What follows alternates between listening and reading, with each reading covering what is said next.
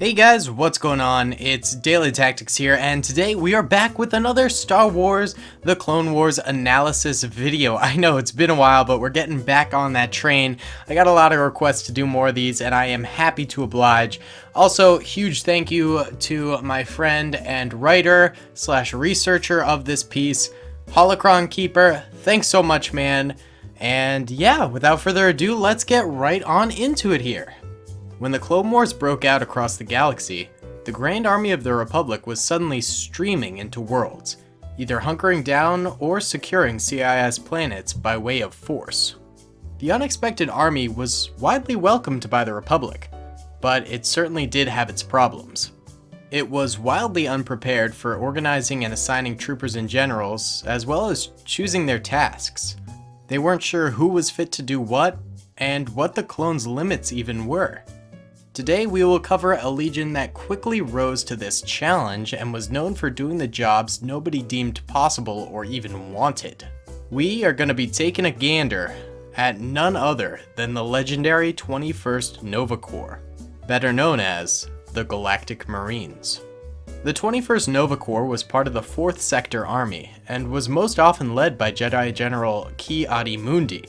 Mundi, who was one of the few Jedi to survive the Geonosian arena battle and the Battle of Geonosis, led by example, often charging into battle with his troopers on the front lines. Although he regretted the war, he was of the belief that the Jedi had to do what was needed to end the war, and was not afraid to join in the fight. He was a very logical leader. He leaned heavily on his tactical mind to navigate the battlefield. During his many battles with the Sector Army in the beginning of the war, he quickly noticed that the 21st Nova Corps showed uncommon skill and courage in battle. There was no precedent for this, as they had not received any better training than any other unit. Aware of this, he petitioned to make the group a separate entity, to better utilize their potential. The request was granted and he took charge of the unit. After this, they gained their iconic name, the Galactic Marines. The leader of the Marines was CT-1138, nicknamed Bakara. Bakara was known for his strict and disciplined military-oriented actions, which often conflicted with Mundi's philosophy of peace. Eventually, they learned to work together, in a way of balancing each other out.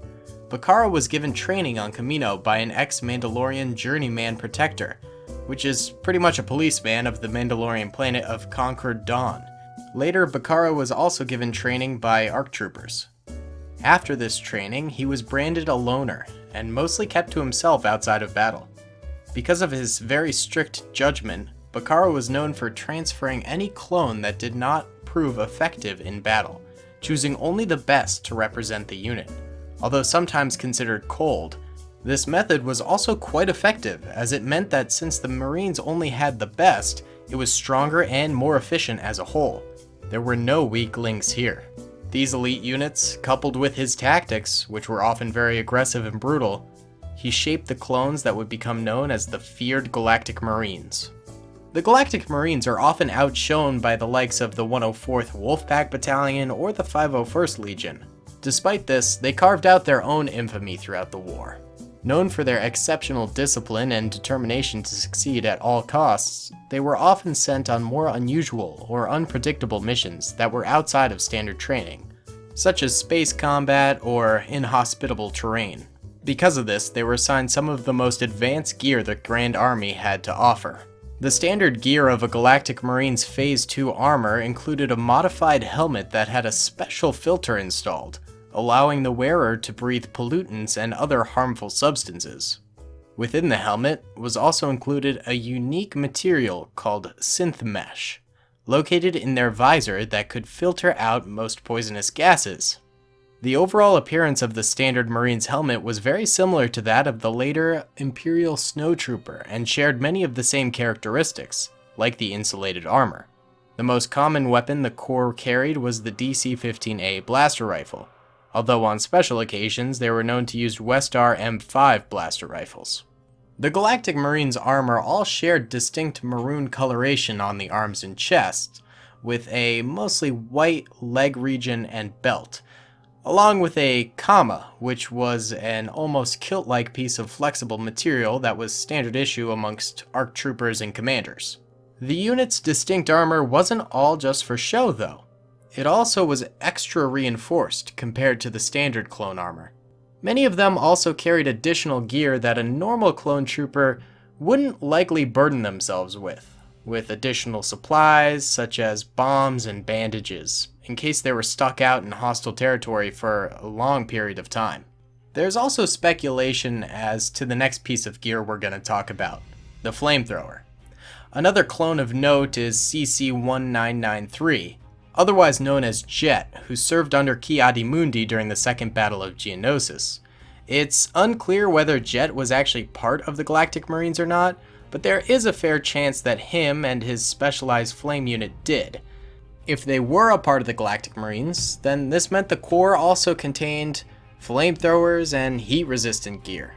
Besides infantry, the Galactic Marines also had around ATRTs and the rare UTATs, which were a variant of the ATTE.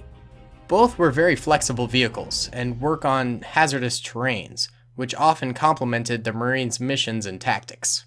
The Galactic Marines are best known for their campaigns in the later months of the war, when they were sent into the far reaches of the galaxy in part of the Outer Rim sieges. Notable battles included the Battle of New Bornalax, in which they were given experimental space trooper power suits for the assault, only for their weapon systems to quickly fail amid combat. When faced with the choice to retreat though, Commander Bakara chose to lead the Marines to continue to fight on, making use of the suit's enhanced strength, leading the unit to win the battle by literally tearing the battle droids apart with their bare hands. Another infamous battle, both for the Galactic Marines and the Republic as a whole, was the Battle of Megiddo. After the battle at Monolist, much of the intergalactic banking clan took up refuge on the staging point at Megiddo, spurring the Republic into action to take the world.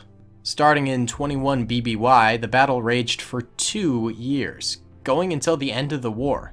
Although it's not completely clear if the Galactic Marines were present on the world the entire time, it's safe to say they fought on the planet for quite some time and were present there in at least some extent during Order 66, as seen in their most popular scene in Revenge of the Sith, when Asmundi leads the charge across a crucial bridge that borders the Republic and Separatists, only to be shot in the back by Bakara and the rest of the Galactic Marines without hesitation.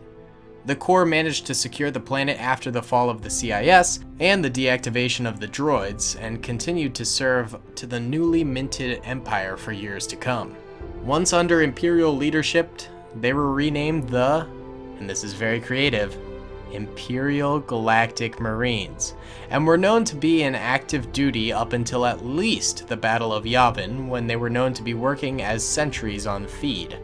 At that point, it is safe to say that most of the original clones were probably either dead or retired at this point, but the Corps was still regarded with prestige and honor. Imperial soldiers who fought valiantly or achieved great victory could be chosen to wear the iconic armor and serve the Corps, which by that time began to take on a variety of colors besides its original maroon, such as blue, gray, and brighter shades of red. In summary, the Galactic Marines were a tried and proven unit that didn't take no for an answer, and could continue to fight to win no matter the cost. Their enduring spirit outlived even the Republic, and left a legacy of prestige and strength. Whenever someone needed something done, you could always count on the Galactic Marines to do that mission. So guys, that's just a little bit about the Galactic Marines, aka the 21st Nova Corps.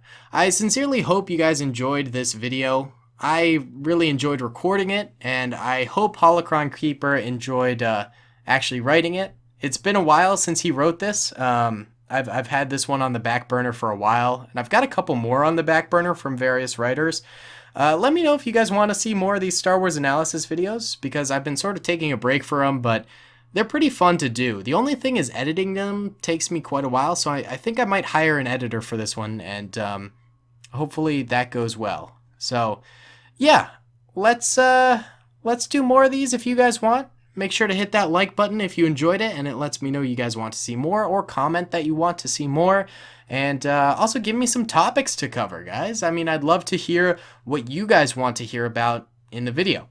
So yeah, Hope you guys enjoyed this. Comment, rate, and subscribe if you enjoyed. Follow me on Instagram. Link is in the description below. My Overtone team, Discord, all those other fun things are also in the description below. Once again, thank you to Holocron Keeper. And I will talk to you all later. Peace. I hope you guys enjoyed that video. Be sure to click that subscribe button for more content and hit the notification bell if you'd like to be alerted to whenever I live stream or upload. Thanks so much.